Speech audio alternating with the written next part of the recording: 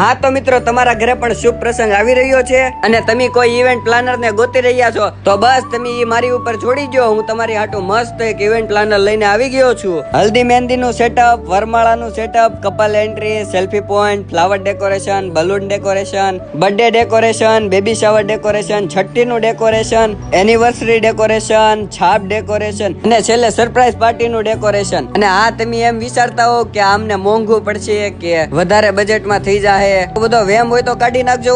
તમારા જ બજેટમાં થશે આ બધું. અને આ એક મેન વાત તો રહી જ ગઈ, તમારે કસ્ટમાઇઝ ડેકોરેશન કરાવવું હોય ને તો પણ થઈ જશે.